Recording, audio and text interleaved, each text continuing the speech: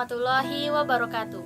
Halo sahabat pendidikan, perkenalkan nama saya Nora Idiasti dari Prodi Pendidikan IPA Universitas Bengkulu dengan nomor MPM A1M021017. Baiklah, pada pertemuan kali ini kita akan membahas etika pendidikan dan pendidikan karakter.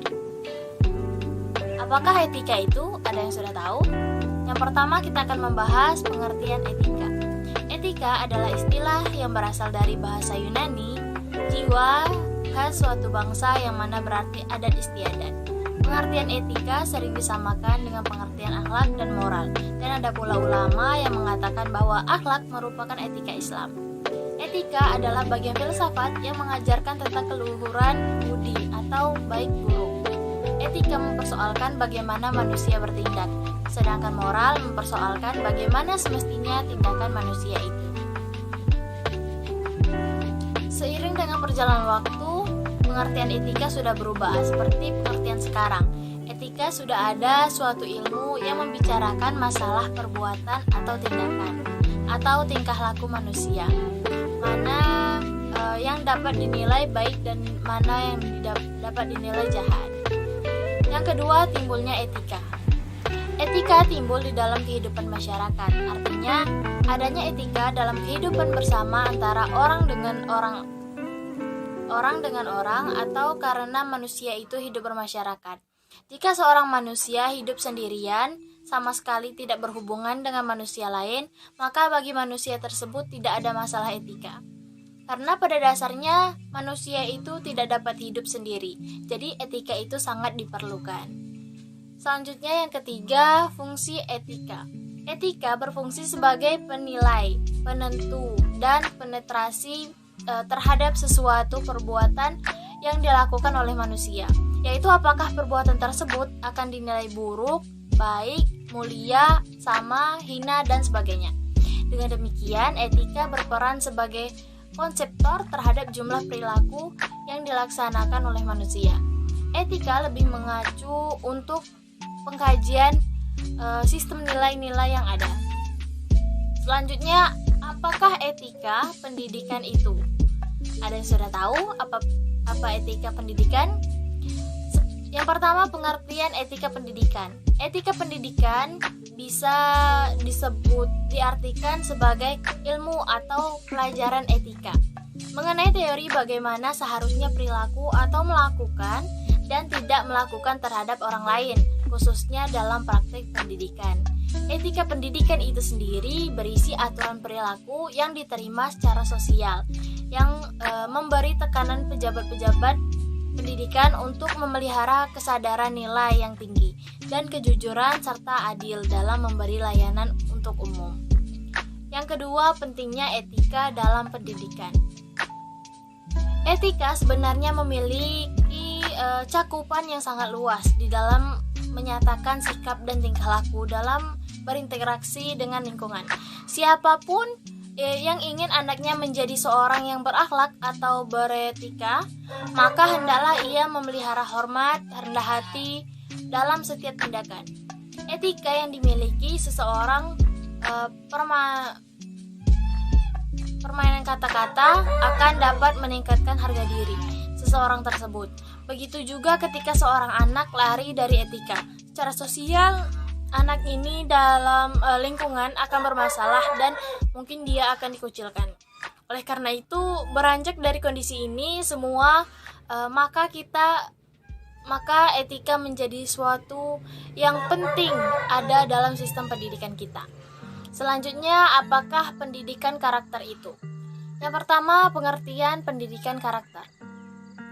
Pengertian pendidikan karakter adalah suatu usaha manusia secara sadar dan terencana untuk mendidik dan memberdayakan potensi peserta didik guna membangun karakter pribadinya dalam menjadi individu yang bermanfaat bagi diri sendiri dan lingkungan. Bisa dikatakan bahwa pendidikan karakter itu sangat erat kaitannya dengan pendidikan moral, di mana tujuan untuk membentuk dan melatih kemampuan individu secara terus-menerus guna menyempurnakan diri ke arah hidup yang lebih baik. Adapun pengertian pendidikan karakter menurut para ahli. Yang pertama dari T. Ramlee pada tahun 2003. Pengertian pendidikan karakter adalah pendidikan yang baru, esensi dan makna terhadap moral dan akhlak. Jadi hal tersebut akan mampu membentuk pribadi peserta didik yang baik. Yang kedua dari Suyanto pada 2009. Pendidikan sebagai cara berpikir dan berperilaku yang menjadi ciri khas setiap individu untuk hidup dan kerjasama baik dalam lingkungan keluarga, masyarakat, bangsa maupun negara. Yang ketiga dari Elkin pada tahun 2004. Pendidikan karakter sudah ada segala sesuatu yang dilakukan guru yang mampu mempengaruhi karakter peserta didik. Guru membantu membentuk watak peserta didik. Hal tersebut mencakup bagaimana perilaku guru, cara berbicara guru, atau cara menyampaikan bagaimana guru bertoleransi dan bagaimana hal terkait lainnya. Yang keempat dari John W. Santok. Pendidikan karakter adalah pendidikan yang dilakukan dengan pendekatan langsung untuk peserta didik untuk menanamkan nilai moral dan memberikan pelajaran untuk murid mengenai pengetahuan moral dalam upaya mencegah perilaku yang dilarang. Yang kelima dari Thomas Licona. Pendidikan karakter itu merupakan sebuah usaha yang dilakukan seseorang dengan sengaja untuk membantu seseorang jadi seseorang tersebut dapat memahami, memerhatikan dan serta melakukan nilai-nilai etika yang inti. Yang keenam dari Kertajaya pada tahun 2010. Karakter adalah ciri khas yang dimiliki oleh suatu objek atau individu, karakteristik dan asli dan dirot pada kepribadian atau individu, benda, serta mesin yang mendorong bagaimana bertindak, berperilaku, dan jawaban sesuatu. Selanjutnya, fungsi pendidikan karakter. Pada umumnya, fungsi pendidikan ini adalah untuk membentuk karakter seorang peserta didik menjadi pribadi yang bermoral, berakhlak mulia, bertoleransi, tanggung jawab, dan berperilaku baik.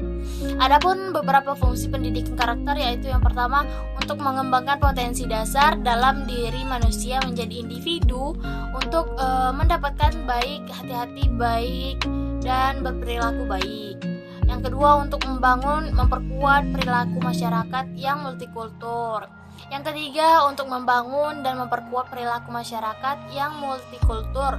Pendidikan karakter seharusnya dilakukan sejak dini, yaitu masa kanak-kanak. Pendidikan ini bisa dilakukan di lingkungan kerja, keluarga, sekolah, dan lingkungan sekitar, serta manfaatkan berbagai media belajar.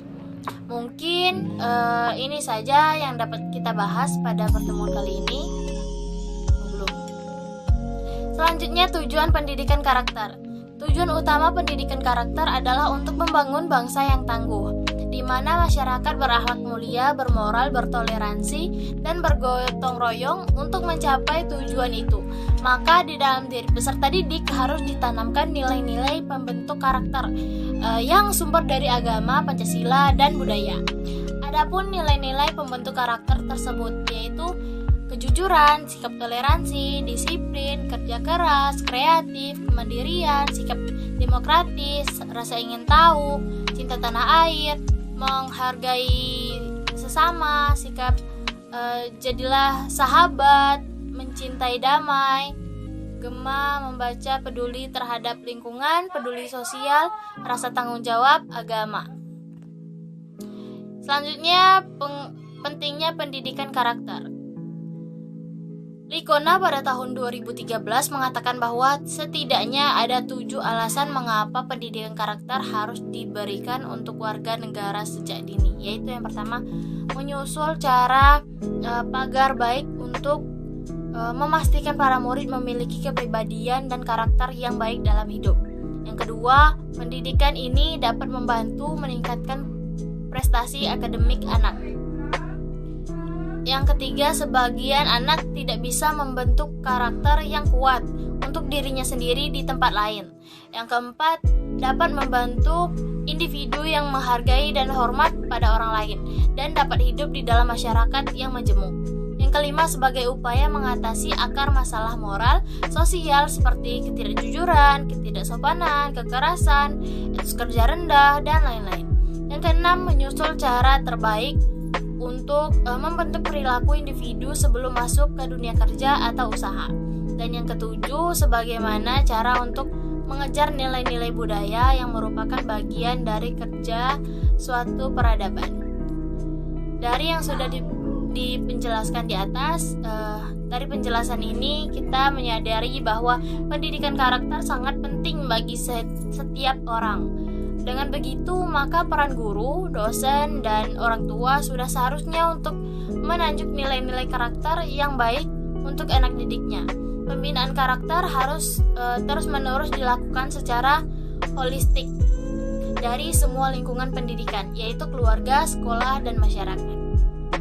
Mungkin itu saja yang dapat saya sampaikan pada pertemuan kali ini. Sampai jumpa pada video-video pembelajaran selanjutnya. Terima kasih atas perhatiannya. Semoga ilmu ini bermanfaat.